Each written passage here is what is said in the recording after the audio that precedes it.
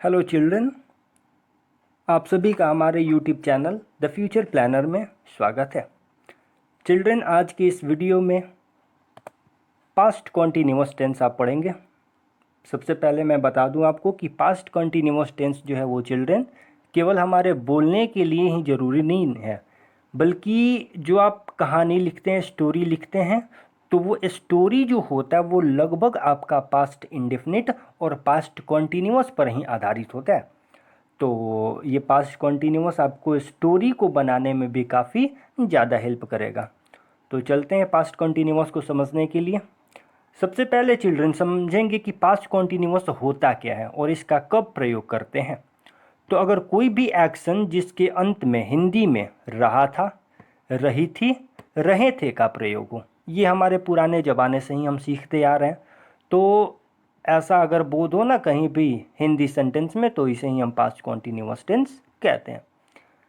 और इंग्लिश में अगर समझेंगे तो पास्ट कॉन्टिन्यूअस टेंस जो होता है is use to show an action going on in the past, यानी कि एक ऐसा एक्शन जो पास्ट में पिछले दिनों कभी लगातार चलते रहा था, उसको बताने के लिए पास्ट कॉन्टिन्यूअस टेंस का प्रयोग किया जाता है।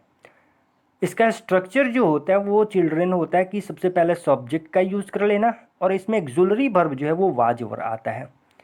ध्यान देंगे कि ये जो WERE होता है इसे वेयर नहीं बोलते हैं, वर बोलते हैं। ठीक है, वेयर जो होता है वो WHERE जो होता है उसे हम वेयर बोलते हैं। और वर्ब जो है वो फोर्थ फॉर्म में, यानी कि ING जोड़ दिया जाता है, और फिर तो ऑब्जेक्ट का प्रयोग कर ही देना है। नोट नंबर 1 समझेंगे कि वाज जो होता है, बता दे चिल्ड्रन आपको कि ये पास्ट कंटिन्यूअस टेंस एकमात्र ऐसा टेंस है जो आई को भी सिंगुलर मानता है। ठीक है, बाकी ऐसा कोई टेंस नहीं है जिसमें आई के साथ सिंगुलर वर्ब का प्रयोग किया जाता हो। जैसे आई में जब प्रेजेंट कॉन्टिन्यूअस में आप पढ़े थे तो वहाँ पे आई के साथ एम लगाए थे। प्रेजेंट परफेक्ट पढ़े थे तो आई के साथ हैव लगाए थे, जो कि प्लूरल सब्जेक्ट के साथ आता है।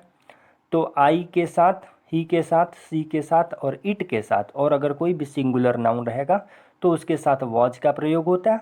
और अगर यू सब्जेक्ट हो, वी हो, दे हो, या कोई प्लूरल नाउन हो तो इसके साथ आप वर का प्रयोग करते हैं। जैसे एग्जाम्पल समझेंगे, वे लोग सब्जी काट रहे थे। यहाँ वे लोग जो सब्जेक्ट जो है वो प्लूरल है, इसलिए दे के साथ एक्सुलरी वर्ब वर प्लूरल का प्रयोग किया गया। और वर्ब जो आपका काटना है, और काटने के लिए एक्सुलर मेन वर्ब जो है वो कट, और इसमें बिफोर यानी कि ING को जोड़ दिया गया, कटिंग। क्या काट रहे थे, ऑब्जेक्ट क्या है, वेजिटेबल्स है। दूसरा एग्जाम्पल है कि मैं एक कहानी लिख रहा था। मैं, आपको याद होना चाहिए कि सिंगुलर होता है ये इसी टेंस में। तो मैं सब्जेक्ट हो गया आई, और आई के साथ सिंगुलर वर्ब वाज का प्रयोग किया गया। राइटिंग ए स्टोरी वर्ब जो है वो फोर्थ फॉर्म में है। चिल्ड्रन, अगर किसी भी टेंस का अगर बात करें तो हर एक सेंटेंस को हम अफर्मेटिव में, नेगेटिव में और इंट्रोगेटिव अलग अलग तरीके से बना सकते हैं। तो अगर सेंटेंस नेगेटिव हो जाए तो फिर क्या करना है, तो आपको कोई कन्फ्यूज़न नहीं होगा। सबसे पहले जो हमारा जो एक्सुलरी वर्ब जो होता है ना, बस एक्सुलरी वर्ब के बाद आपको नॉट का प्रयोग कर देना है, बाकी कोई चेंजिंग नहीं करना है।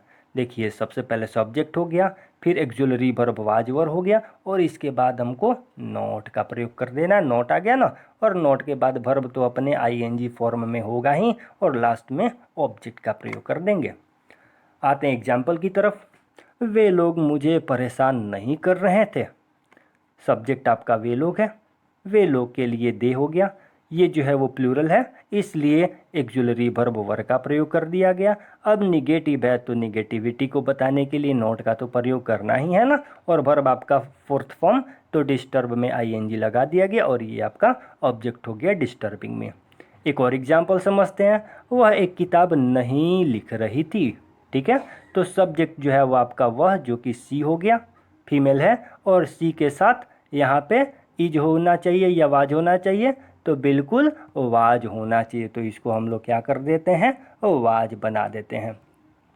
सी was not writing a letter, वह एक पत्र नहीं लिख रही थी, तो सब्जेक्ट के बाद सिंगुलर वर्ब वाज आ गया, और वाज के बाद निगेटिव नॉट आ गया, और वर्ब आपका फोर्थ फॉर्म में हो गया। अब चलते हैं चिल्ड्रन, अगर सेंटेंस इंट्रोगेटिव हो, यानी कि अगर प्रश्न पूछा जाए ना, पहले क्या लग जाए, तब फिर हमें क्या करना होगा। तो बहुत ही आसान है कि जो हमारा एक्जुलरी वर्ब जो होता है उसे बस आपको सेंटेंस के सब्जेक्ट से पहले यानी कि सबसे शुरुआत में एक्जुलरी वर्ब का प्रयोग कर देना है। जैसे वाजवर हो गया, वाजवर के बाद आपको सब्जेक्ट का प्रयोग करना है और सब्जेक्ट के बाद वर्ब फोर्थ फॉर्म में और फिर ऑब्जेक्ट और लास्ट में क्वेश्चन मार्क देना तो बिल्कुल ही आप नहीं भूलेंगे। जैसे एग्जाम्पल, क्या बच्चे फुटबॉल खेल रहे थे। यहाँ पे देखिए बच्चे जो हैं ये एक से ज़्यादा का बोध करा रहा है तो प्लूरल है ना। तो प्लूरल के साथ हो गया तो सबसे पहले जो हमारा सब्जेक्ट होता है सब्जेक्ट के अकॉर्डिंग ही हम ये पता करेंगे कि वाज होगा या वर होगा।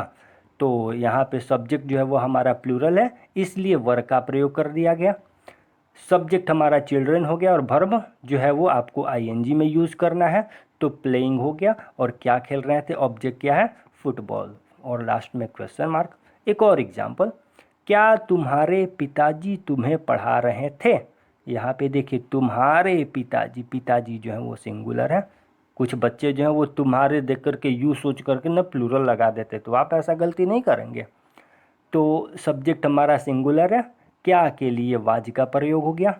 तुम्हारे पिताजी योर फादर सिंगुलर है ना, इसके लिए वाज का और वर्ब जो है वो पढ़ाना, पढ़ाने के लिए टीच होता ही है, आईएनजी जोड़ दिया गया और यू। अब देखिए यहाँ पे गलती किया गया कि क्वेश्चन मार्क ही नहीं दिया गया, तो अभी ये तो पूरी तरीके से गलत हो गया ना चिल्ड्रन।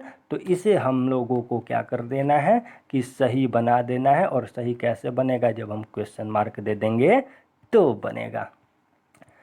अब एक और समझेंगे चिल्ड्रन, अगर WH वर्ड हो जाए तो फिर क्या उसके लिए स्ट्रक्चर होगा। तो सबसे पहले आपको ये जानना होगा कि ये जो WH वर्ड जो सेंटेंस जो होता है ये होता क्या है।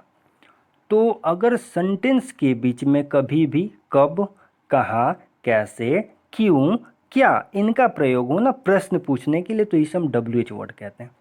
थोड़ा सा आपको पहचानने में कुछ स्टूडेंट को दिक्कत होता है कि कैसे हम जानेंगे कि वो इंट्रोगेटिव है या WH है। जैसे यहाँ पे देखेंगे तो क्या का प्रयोग यहाँ भी है और पीछे देखेंगे तो यहाँ भी क्या था, तो ये भी इंट्रोगेटिव है, ये भी इंट्रोगेटिव होना चाहिए। तो नहीं, अगर सेंटेंस के शुरू में क्या का प्रयोग हो तो वो आपका इंट्रोगेटिव होगा, लेकिन सेंटेंस के बीच में प्रयोग हो तो उसे हम WH वर्ड कहेंगे। तो इसका स्ट्रक्चर बड़ा ही आसान है चिल्ड्रन। जो आपका इंट्रोगेटिव का था ना, इंट्रोगेटिव का स्ट्रक्चर ही रहेगा, बस केवल WH वर्ड को जोड़ देना है।